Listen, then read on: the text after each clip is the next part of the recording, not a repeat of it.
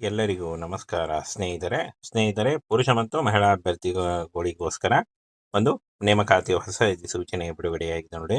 ಕರ್ನಾಟಕ ರಾಜ್ಯ ಕಾರ್ಮಿಕ ಮಹಿಳಾ ಕೌಶಲ್ಯ ಮತ್ತು ಅಭಿವೃದ್ಧಿ ಯೋಜನೆ ಈ ಒಂದು ಇಲಾಖೆಯಲ್ಲಿ ಹೊಸ ಸೂಚನೆ ಬಿಡುಗಡೆಯಾಗಿದೆ. ಬೋತ್ ಮೇಲ್ ಅಂಡ್ ಫಿಮೇಲ್ ಪುರುಷ ಮತ್ತು ಮಹಿಳಾ ಅಭ್ಯರ್ಥಿಗಳು ಇಬ್ಬರು ಅರ್ಜಿಗಳನ್ನ ಸಲ್ಲಿಸಬಹುದಾಗಿರುತ್ತೆ. ತಕ್ಷಣ ನೇರ ನೇಮಕಾತಿಯ ಬಗ್ಗೆ ಪ್ರಕಟಣೆಯನ್ನ ಹೊರಡಿಸಲಾಗಿದೆ ನೋಡಿ. ಈ ಒಂದು ನೋಟಿಫಿಕೇಶನ್ ಆಗಿರುತ್ತೆ. ಹಾಗೇನ ಫ್ರೆಂಡ್ಸ್, ಆಯ್ಕೆ ಅಂತ ಅಭ್ಯರ್ಥಿಗಳಿಗೆ ಪುತ್ತೂರು, ಸುಳ್ಯ, ಬೆಳ್ತಂಗಡಿ, ಬಂಟ್ವಾಳ, ಕಡಬ ತಾಲೂಕಿನ ಗ್ರಾಮೀಣ ಭಾಗದ ಪುರುಷ ಮತ್ತು ಮಹಿಳಾ ಅಭ್ಯರ್ಥಿಗಳಿಗೆ ಪರೀಕ್ಷೆ ಇಲ್ಲದೆ ಗ್ರಾಮ ಪಂಚಾಯತ್ ಮತ್ತು ತಾಲೂಕು ಪಂಚಾಯತ್ ಕ್ಷೇತ್ರಗಳಿಗೆ ಹಾಗೂ ಹೋಬಳಿ ವಲಯಗಳಿಗೆ ನೇರ ನೇಮಕಾತಿ ಅಂತ ಕೊಟ್ಟಿದ್ದಾರೆ ನೋಡಿ. ಹುದ್ದೆಗಳ ಹೆಸರು, ಹುದ್ದೆಯ ಸಂಖ್ಯೆ, ಮಾಸಿಕ ವೇತನ, ಗರಿಷ್ಠ ವಯೋಮಿತಿ. ವ್ಯವಸ್ಥಾಪಕ ಯೋಜನಾಧಿಕಾರಿ 28 ಹುದ್ದೆಗಳಿದ್ದಾವೆ. 30,000 ಪರ್ ಮಂತ್ ಸ್ಯಾಲರಿ ಆಗಿರುತ್ತೆ. ESI PF ಇರುತ್ತೆ. 45 ವರ್ಷದ ಒಳಗಿನವರಾಗಿರಬೇಕಾಗತ್ತೆ. ಸಹಾಯಕ ಯೋಜನಾ ಅಧಿಕಾರಿ 46 ಹುದ್ದೆಗಳು, 25,000 ಪರ್ ಮಂತ್ ಸ್ಯಾಲರಿ ಆಗಿರುತ್ತೆ. ESI PF ಇರುತ್ತೆ ಹಾಗೂ ಗರಿಷ್ಠ 45 ವರ್ಷದ ಒಳಗಿನವರಾಗಿರ್ಬೇಕಾಗತ್ತೆ. ಇನ್ನು ಜಿಲ್ಲಾ ಸಮನ್ವಯ ಅಧಿಕಾರಿ ಈ ಒಂದು ಹುದ್ದೆಗಳಿಗೆ ನೋಡಿ 16 ಹುದ್ದೆಗಳಿದ್ದಾವೆ. 22,000 ಪರ್ ಮಂತ್ ಸ್ಯಾಲರಿ ಆಗಿರುತ್ತೆ. ESI PF ಇರುತ್ತೆ. 45 ವರ್ಷ ಗರಿಷ್ಠ ಆಗಿರುತ್ತೆ. ಹಾಗೆ ತಾಲೂಕು ಸಮನ್ವಯ ಅಧಿಕಾರಿ 20 ಹುದ್ದೆಗಳಿದ್ದಾವೆ. 21,000 ಪರ್ ಮಂತ್ ಸ್ಯಾಲರಿ ಆಗಿರುತ್ತೆ. ESI PF ಇದೆ. ಗರಿಷ್ಠ 48 ವರ್ಷದ ಒಳಗಿನವರು ಅರ್ಜಿಗಳನ್ನ ಸಲ್ಲಿಸಬಹುದಾಗಿರುತ್ತೆ ನೋಡಿ. ಹಾಗೇನ ಫ್ರೆಂಡ್ಸ್, ಈ ಒಂದು ಹುದ್ದೆಗಳಿಗೆ SLC ಅಥವಾ PUC ನೋಡಿ ಇಲ್ಲಿ ಕೇಳಿದ್ದಾರೆ. ವಿದ್ಯಾರ್ಹತೆ SLC ಮತ್ತು PUC ಆದಂತಹ ಅಭ್ಯರ್ಥಿಗಳು ಅರ್ಜಿಗಳನ್ನ ಸಲ್ಲಿಸಬಹುದಾಗಿರುತ್ತೆ ಅಂತ ಕೊಟ್ಟಿದ್ದಾರೆ. ಹಾಗೆ ಇನ್ನ ಪದವೀಧರು ಅವರು ಕೂಡ ಅರ್ಜಿಗಳನ್ನ ಸಲ್ಲಿಸಬಹುದಾಗಿರುತ್ತೆ. ಇನ್ನು ನೀವೇನಾದರೂ ಈ ಮೊದಲು ಆಶಾ ಕಾರ್ಯಕರ್ತೆ, ಸ್ವಸಹಾಯಕ ಸಂಘಗಳಲ್ಲಿ ಸೇವೆ ಸಲ್ಲಿಸಿದ್ದೆ, ದ್ವಿಚಕ್ರ ವಾಹನಗಳ ಸಾಮರ್ಥ್ಯವುಳ್ಳ ವಿವಾಹಿತ ಮಹಿಳೆಯರು ಮೊದಲ ಆದ್ಯತೆ ನೀಡಲಾಗುತ್ತೆ ಅಂತ ಕೊಟ್ಟಿದ್ದಾರೆ ನೋಡಿ.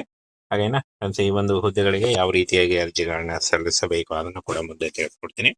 ವಿಡಿಯೋನ ಕೊನೆವರೆಗೆ ನೋಡಿ. ನೇರ ನೇಮಕಾತಿ ಇರುತ್ತೆ. ಯಾವುದೇ ರೀತಿಯಾದಂತಹ ಲಿಖಿತ ಪರೀಕ್ಷೆ ಆಗಲಿ, ಯಾವುದೇ ರೀತಿಯಾದಂತಹ ಅರ್ಜಿ ಶುಲ್ಕ ಆಗಲಿ ಇರಲ್ಲ ನೋಡಿ. ಕಾರ್ಮಿಕ ಮಹಿಳಾ ಕೌಶಲ್ಯ ಅಭಿವೃದ್ಧಿ ಯೋಜನೆಯಡಿ ತಕ್ಷಣ ನೇರ ನೇಮಕಾತಿ ನಡೀತಾ ಇದೆ.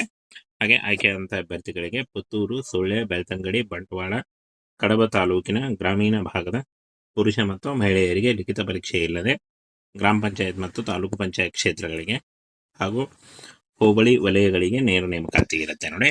ಇನ್ನು ಫ್ರೆಂಡ್ಸ್, ಈ ಒಂದು ಹುದ್ದೆಗಳ ಬಗ್ಗೆ ಸಂಪೂರ್ಣ ಮಾಹಿತಿ ಇರುತ್ತೆ. ವಿಡಿಯೋನ ಕೊನೆವರೆಗೆ ನೋಡಿ.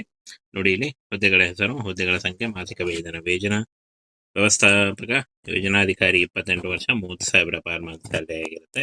ಸಹಾಯಕ ಯೋಜನಾಧಿಕಾರಿ 46 ಹುದ್ದೆಗಳಿದ್ದಾವೆ. ಹಾಗೆ 25,000 ಪರ್ ಮಂತ್ ಸ್ಯಾಲರಿ ಆಗಿರುತ್ತೆ. ಇನ್ನು ಜಿಲ್ಲಾ ಸಮನ್ವಯ ಅಧಿಕಾರಿ 16 ಹುದ್ದೆಗಳಿದ್ದಾವೆ. 22,000 ಪರ್ ಮಂತ್ ಸ್ಯಾಲರಿ ಆಗಿರುತ್ತೆ. ತಾಲೂಕು ಸಮನ್ವಯ ಅಧಿಕಾರಿ 20 ಹುದ್ದೆಗಳಿದ್ದಾವೆ ಹಾಗೂ 21,000 ಪರ್ ಮಂತ್ ಸ್ಯಾಲರಿ ಆಗಿರುತ್ತೆ ನೋಡಿ. ಕಾಯಂ ಉದ್ಯೋಗಗಳಾಗಿರ್ತವೆ, ಹಾಗೆ ಸರ್ಕಾರಿ ಉದ್ಯೋಗಗಳಾಗಿರ್ತವೆ ನೋಡಿ. ಇನ್ನು ಈ ಒಂದು ಹುದ್ದೆಗಳಿಗೆ ಯಾವ ರೀತಿಯಾಗಿ ಅರ್ಜಿಗಳನ್ನ ಸಲ್ಲಿಸಬೇಕು ಅಂತ ನೋಡೋದಾದ್ರೆ, ನಿಮ್ಮ ಕೈ ಬರಹದಲ್ಲಿ ಹೆಸರು, ವಿಳಾಸ, ಕನ್ನಡದಲ್ಲಿ ಅರ್ಜಿಯನ್ನ ಬರೆದು ಆಧಾರ್ ಕಾರ್ಡ್ ಸಮೇತ ಈ ಒಂದು ನಂಬರ್ಗೆ ವಾಟ್ಸಪ್ ಮಾಡಬೇಕಾಗತ್ತೆ ಅಂತ ಕೊಟ್ಟಿದ್ದಾರೆ ನೋಡಿ. ಈ ಒಂದು ನಂಬರ್ಗೆ ನೀವು ವಾಟ್ಸಪ್ ಮೂಲಕ ನಿಮ್ಮ ರೆಸ್ಯೂಮೆ ಮತ್ತು ನಿಮ್ಮ ಆಧಾರ್ ಕಾರ್ಡನ್ನು ವಾಟ್ಸಪ್ ಮಾಡಬೇಕಾಗತ್ತೆ ಅಂತ ಕೊಟ್ಟಿದ್ದಾರೆ ನೋಡಿ. ಈ ರೀತಿಯಾಗಿ ನೀವು ಅರ್ಜಿಗಳನ್ನ ಸಲ್ಲಿಸಬಹುದಾಗಿರುತ್ತೆ. ಯಾವುದೇ ರೀತಿಯಾದಂಥ ಲಿಖಿತ ಪರೀಕ್ಷೆ ಆಗಲಿ, ಯಾವುದೇ ರೀತಿಯಾದಂಥ ಒಂದು ಅರ್ಜಿ ಶುಲ್ಕ ಆಗಲಿ ಇರಲ್ಲ. ಸ್ನೇಹಿತರೆ, ಪುರುಷ ಮತ್ತು ಮಹಿಳಾ ಅಭ್ಯರ್ಥಿಗಳಿಗೋಸ್ಕರ ಒಂದು ನೇಮಕಾತಿಯ ಹೊಸ ಸೂಚನೆ ಬಿಡುಗಡೆಯಾಗಿದೆ ನೋಡಿ. ಕರ್ನಾಟಕ ರಾಜ್ಯ ಕಾರ್ಮಿಕ ಮಹಿಳಾ ಕೌಶಲ್ಯ ಮತ್ತು ಅಭಿವೃದ್ಧಿ ಯೋಜನೆ ಈ ಒಂದು ಇಲಾಖೆಯಲ್ಲಿ ಹೊಸ ಸೂಚನೆ ಬಿಡುಗಡೆಯಾಗಿದೆ. ಬೋತ್ ಮೇಲ್ ಅಂಡ್ ಫಿಮೇಲ್ ಪುರುಷ ಮತ್ತು ಮಹಿಳಾ ಅಭ್ಯರ್ಥಿಗಳು ಇಬ್ಬರು ಅರ್ಜಿಗಳನ್ನ ಸಲ್ಲಿಸಬಹುದಾಗಿರುತ್ತೆ. ತಕ್ಷಣ ನೇರ ನೇಮಕಾತಿಯ ಬಗ್ಗೆ ಪ್ರಕಟಣೆಯನ್ನ ಹೊರಡಿಸಲಾಗಿದೆ ನೋಡಿ. ಈ ಒಂದು ನೋಟಿಫಿಕೇಶನ್ ಆಗಿರುತ್ತೆ. ಹಾಗೇನ ಫ್ರೆಂಡ್ಸ್, ಆಯ್ಕೆಯಾದಂಥ ಅಭ್ಯರ್ಥಿಗಳಿಗೆ ಪುತ್ತೂರು, ಸುಳ್ಯ, ಬೆಳ್ತಂಗಡಿ, ಬಂಟ್ವಾಳ, ಕಡಬ ತಾಲೂಕಿನ ಗ್ರಾಮೀಣ ಭಾಗದ ಪುರುಷ ಮತ್ತು ಮಹಿಳಾ ಅಭ್ಯರ್ಥಿಗಳಿಗೆ ಪರೀಕ್ಷೆ ಇಲ್ಲದೆ ಗ್ರಾಮ ಪಂಚಾಯತ್ ಮತ್ತು ತಾಲೂಕು ಪಂಚಾಯತ್ ಕ್ಷೇತ್ರಗಳಿಗೆ ಹಾಗೂ ಹೋಬಳಿ ವಲಯಗಳಿಗೆ ನೇರ ನೇಮಕಾತಿ ಅಂತ ಕೊಟ್ಟಿದ್ದಾರೆ ನೋಡಿ. ಹುದ್ದೆಗಳ ಹೆಸರು, ಹುದ್ದೆಯ ಸಂಖ್ಯೆ, ಮಾಸಿಕ ವೇತನ, ಗರಿಷ್ಠ ವಯೋಮಿತಿ. ವ್ಯವಸ್ಥಾಪಕ ಯೋಜನಾಧಿಕಾರಿ 28 ಹುದ್ದೆಗಳಿದ್ದಾವೆ. 30,000 ಪರ್ ಮಂತ್ ಸ್ಯಾಲರಿ ಆಗಿರುತ್ತೆ. ESI PF ಇರುತ್ತೆ. 45 ವರ್ಷದ ಒಳಗಿನವರಾಗಿರಬೇಕಾಗತ್ತೆ. ಸಹಾಯಕ ಯೋಜನಾ ಅಧಿಕಾರಿ 46 ಹುದ್ದೆಗಳು, 25,000 ಪರ್ ಮಂತ್ ಸ್ಯಾಲರಿ ಆಗಿರುತ್ತೆ. ESI PF ಇರುತ್ತೆ ಹಾಗೂ ಗರಿಷ್ಠ 45 ವರ್ಷದ ಒಳಗಿನವರಾಗಿರ್ಬೇಕಾಗತ್ತೆ. ಇನ್ನು ಜಿಲ್ಲಾ ಸಮನ್ವಯ ಅಧಿಕಾರಿ ಈ ಒಂದು ಹುದ್ದೆಗಳಿಗೆ ನೋಡಿ 16 ಹುದ್ದೆಗಳಿದ್ದಾವೆ. 22,000 ಪರ್ ಮಂತ್ ಸ್ಯಾಲರಿ ಆಗಿರುತ್ತೆ. ESI PF ಇರುತ್ತೆ. 45 ವರ್ಷ ಗರಿಷ್ಠ ಆಗಿರುತ್ತೆ. ಹಾಗೆ ತಾಲೂಕು ಸಮನ್ವಯ ಅಧಿಕಾರಿ 20 ಹುದ್ದೆಗಳಿದ್ದಾವೆ. 21,000 ಪರ್ ಮಂತ್ ಸ್ಯಾಲರಿ ಆಗಿರುತ್ತೆ. ESI PF ಇದೆ. ಗರಿಷ್ಠ 48 ವರ್ಷದ ಒಳಗಿನವರು ಅರ್ಜಿಗಳನ್ನ ಸಲ್ಲಿಸಬಹುದಾಗಿರುತ್ತೆ ನೋಡಿ. ಹಾಗೇನ ಫ್ರೆಂಡ್ಸ್, ಈ ಒಂದು ಹುದ್ದೆಗಳಿಗೆ SLC ಅಥವಾ PUC ನೋಡಿ ಇಲ್ಲಿ ಕೇಳಿದ್ದಾರೆ. ವಿದ್ಯಾರ್ಹತೆ SLC ಮತ್ತು PUC ಆದಂತಹ ಅಭ್ಯರ್ಥಿಗಳು ಅರ್ಜಿಗಳನ್ನ ಸಲ್ಲಿಸಬಹುದಾಗಿರುತ್ತೆ ಅಂತ ಕೊಟ್ಟಿದ್ದಾರೆ. ಹಾಗೆ ಇನ್ನು ಪದವೀಧರು ಅವರು ಕೂಡ ಅರ್ಜಿಗಳನ್ನ ಸಲ್ಲಿಸಬಹುದಾಗಿರುತ್ತೆ. ಇನ್ನು ನೀವೇನಾದರೂ ಈ ಮೊದಲು ಆಶಾ ಕಾರ್ಯಕರ್ತೆ ಸ್ವಸಹಾಯಕ ಸಂಘಗಳಲ್ಲಿ ಸೇವೆ ಸಲ್ಲಿಸಿದ್ದರೆ ದ್ವಿಚಕ್ರ ವಾಹನಗಳ ಸಾಮರ್ಥ್ಯವುಳ್ಳ ವಿವಾಹಿತ ಮಹಿಳೆಯರು ಮೊದಲ ಆದ್ಯತೆ ನೀಡಲಾಗುತ್ತೆ ಅಂತ ಕೊಟ್ಟಿದ್ದಾರೆ ನೋಡಿ. ಹಾಗೇನ ಫ್ರೆಂಡ್ಸ್, ಈ ಒಂದು ಹುದ್ದೆಗಳಿಗೆ ಯಾವ ರೀತಿಯಾಗಿ ಅರ್ಜಿಗಳನ್ನ ಸಲ್ಲಿಸಬೇಕು ಅದನ್ನು ಕೂಡ ಮುಂದೆ ತಿಳಿಸ್ಕೊಡ್ತೀನಿ. ವಿಡಿಯೋನ ಕೊನೆವರೆಗೆ ನೋಡಿ. ನೇರ ನೇಮಕಾತಿ ಇರುತ್ತೆ. ಯಾವುದೇ ರೀತಿಯಾದಂತಹ ಲಿಖಿತ ಪರೀಕ್ಷೆ ಆಗಲಿ, ಯಾವುದೇ ರೀತಿಯಾದಂತಹ ಅರ್ಜಿ ಶುಲ್ಕ ಆಗಲಿ ಇರಲ್ಲ ನೋಡಿ. ಕಾರ್ಮಿಕ ಮಹಿಳಾ ಕೌಶಲ್ಯ ಅಭಿವೃದ್ಧಿ ಯೋಜನೆಯಡಿ ತಕ್ಷಣ ನೇರ ನೇಮಕಾತಿ ನಡೀತಾ ಇದೆ.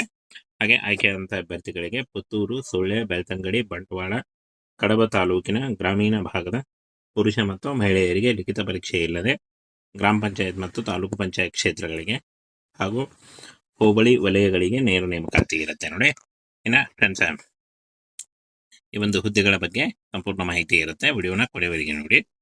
ಇಲ್ಲಿ ಹುದ್ದೆಗಳ ಹೆಸರು, ಹುದ್ದೆಗಳ ಸಂಖ್ಯೆ, ಮಾಸಿಕ ವೇತನ ವ್ಯವಸ್ಥಾಪಕ ಯೋಜನಾಧಿಕಾರಿ 28 ವರ್ಷ 30,000 ಪರ್ ಮಂತ್ ಸ್ಯಾಲರಿ ಆಗಿರುತ್ತೆ. ಸಹಾಯಕ ಯೋಜನಾಧಿಕಾರಿ 46 ಹುದ್ದೆಗಳಿದ್ದಾವೆ. ಹಾಗೆ 25,000 ಪರ್ ಮಂತ್ ಸ್ಯಾಲರಿ ಆಗಿರುತ್ತೆ. ಇನ್ನು ಜಿಲ್ಲಾ ಸಮನ್ವಯ ಅಧಿಕಾರಿ 16 ಹುದ್ದೆಗಳಿದ್ದಾವೆ. 22,000 ಪರ್ ಮಂತ್ ಸ್ಯಾಲರಿ ಆಗಿರುತ್ತೆ.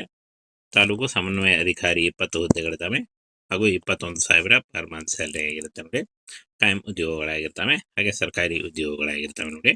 ಇನ್ನು ಈ ಒಂದು ಹುದ್ದೆಗಳಿಗೆ ಯಾವ ರೀತಿಯಾಗಿ ಅರ್ಜಿಗಳನ್ನ ಸಲ್ಲಿಸಬೇಕು ಅಂತ ನೋಡೋದಾದ್ರೆ, ನಿಮ್ಮ ಕೈ ಬರಹದಲ್ಲಿ ಹೆಸರು, ವಿಳಾಸ, ಕನ್ನಡದಲ್ಲಿ ಅರ್ಜಿಯನ್ನ ಬರೆದು ಆಧಾರ್ ಕಾರ್ಡ್ ಸಮೇತ ಈ ಒಂದು ನಂಬರ್ಗೆ ವಾಟ್ಸಪ್ ಮಾಡಬೇಕಾಗತ್ತೆ ಅಂತ ಕೊಟ್ಟಿದ್ದಾರೆ ನೋಡಿ.